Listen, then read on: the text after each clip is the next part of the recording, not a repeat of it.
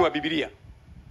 Kwenye kitabu cha Ufunuo sura ya 13 mstari wa 10 inasema hivi: mtu akichukua mateka atachukuliwa mateka, na mtu akiua kwa upanga atauawa kwa upanga.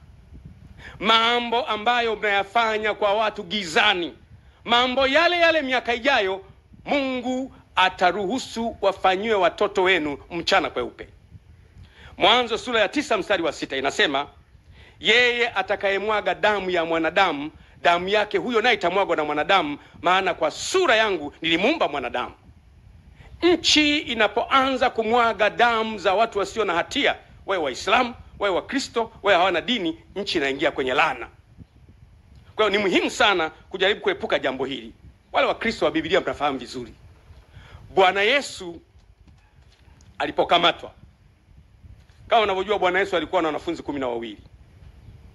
Alipokamatwa, mwanafunzi wake mmoja anaitwa Petro akachukua upanga akamfyeka mkamataji. Lengo lake lilikuwa zuri, wanamkamata bwana wangu ni wafyeke na wao. Bwana Yesu akamwambia Petro, ulichokifanya ni kizuri.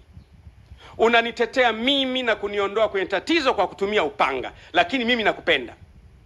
Ile Mathayo 26 mstari wa 52, Yesu akamwambia, rudisha upanga wako mahali pake, maana wowote wa ushikao upanga wataangamia kwa huo. Maana yake anayeua kwa panga naye atakatwa panga.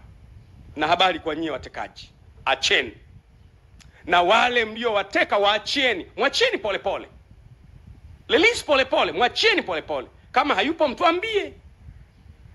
Waachieni wengine ambao mmewateka, waachieni. Mtaifanya nchi iwe mahala pabaya. Niwape mfano wa mwisho afu namalizia. Ukiona kwa mfano jumla ya watu wote waliotekwa na ndugu zao na rafiki zao na majirani zao na sympathizers wao wanaona huruma. Jumla ya watu wote wanaomwonea huruma Tundu Lissu kama yeye, kwa sababu wapo wana CCM kama sisi tunamwonea huruma, kwa sababu mtu anapokuwa na brain ni asset kwa taifa. Kuna baadhi ya vitu ambavyo tunaacha vyama, tunatumia ubongo wa mtu kwa ajili ya kujenga taifa. Kwa hiyo kuna watu wanamhurumia Tundu Lissu, wengi wapo na wenyewe.